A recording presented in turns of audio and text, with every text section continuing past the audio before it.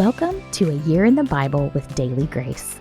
From Eden to eternity, the Bible tells one big story of redemption. My name is Tiffany, and I want to spend a few minutes with you every day walking through the Bible chronologically.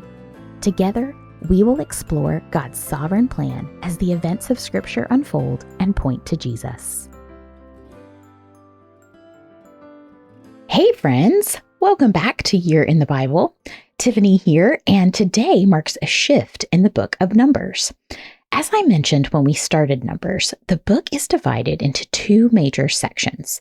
Today, we wrap up the judgments on Israel and begin chapters 26 through 36, which will look at the hopeful future of the second generation, marked by yet another census. So let's take a quick look at Numbers 25. Yesterday, we ended with Balaam's oracles, and we read that he returned to his homeland. But what we didn't read was that Balaam instructed Balak to send women to seduce the Israelites and lead them to worship Baal, the exact events that unfold in chapter 25. This inside information comes from looking ahead in chapter 31. When we get to that chapter, we will read about Balaam's consequence for this wicked scheme. Sadly, the Israelites fell prey to it. They were seduced physically and spiritually by the women of Moab, and their sin led to public execution. Several translations say those who bowed in worship to Baal were hung in broad daylight as an example. The Israelites knew better than to bow to false gods. God had told them through Moses repeatedly to have no other gods before him. And throughout Leviticus, we read God's requirement that such evil be purged or cut off from the nation. Israel was to be holy because God who chose them was holy. The little g god, known as Baal, will sadly play a prominent role in the life of Israel. Baal was the major deity of the Canaanite people. He was known as the god of fertility or reproduction for humans, livestock, and crops. Men and women were known to ritually prostitute themselves before Baal as an act of worship to make all aspects of their lives fruitful. Israel's obedience to the law would keep them from such detestable practices, but more importantly, lead them towards holiness. After this incident with Baal worship, Moabite prostitutes, and public execution, we would think the people would stop committing these blatant sins. But even as the leaders of Israel gather at the tent, weeping over sin and death, a man from the tribe of Simeon brings a Midianite woman into his tent.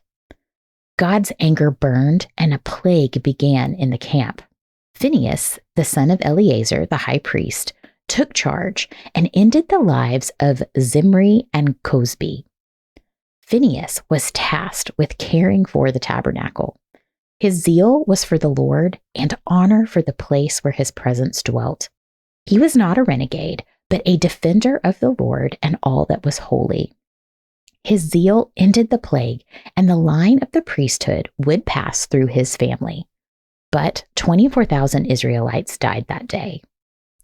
With this final plague, the last of the first generation passed away.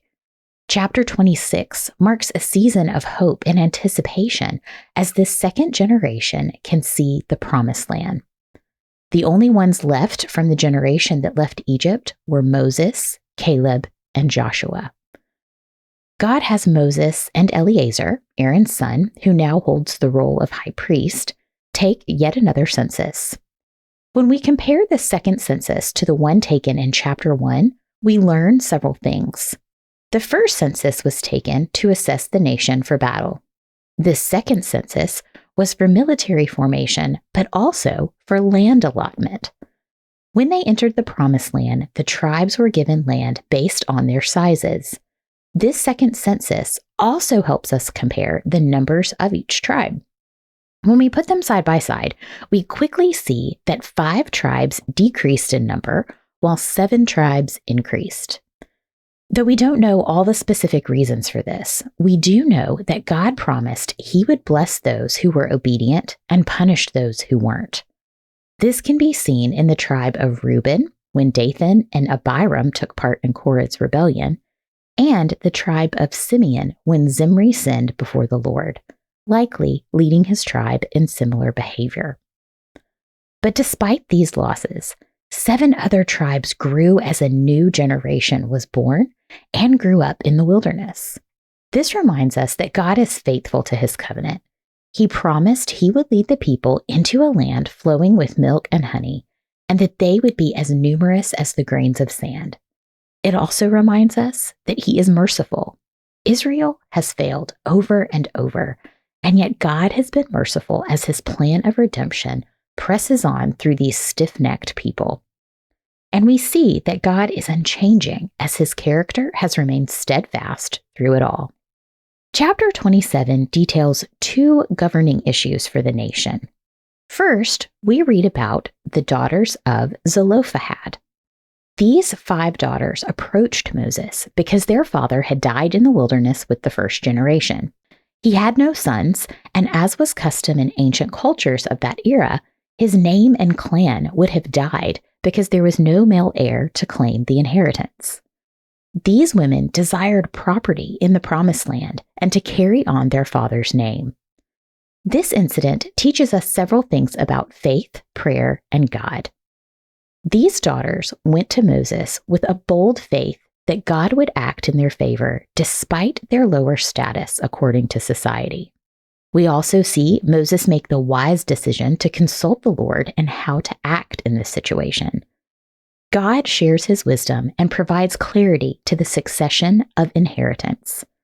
But we also see God's graciousness in his care for these women and their inclusion in the Promised Land allotment. God never bows to cultural norms, and we see time and again his love and care for all of his children. Second, chapter 27 introduces us to the new leader of Israel. God had told Moses he would not lead the people into the Promised Land due to his sin at Meribah. Moses accepted this consequence, and we see his heart for the people as he turns his concern to who will shepherd them as an able leader after he is gone. Moses was a great shepherd for the wandering nation of Israel, but his life pointed to a greater shepherd. Jesus is the shepherd our wandering hearts need. Jesus tells us in John 10:11, "I am the good shepherd. The good shepherd lays down his life for the sheep." Our good shepherd willingly laid down his life to bring us back into the fold, to make us right with God. And our sinless shepherd will lead us to the eternal Promised Land one day. Revelation 7:17 says, "For the Lamb who is at the center of the throne will shepherd them.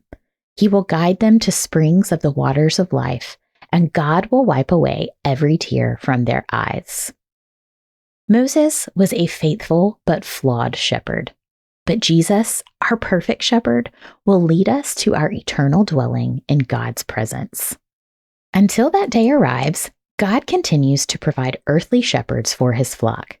He does so here in Numbers as Joshua is anointed and commissioned as the next leader of Israel.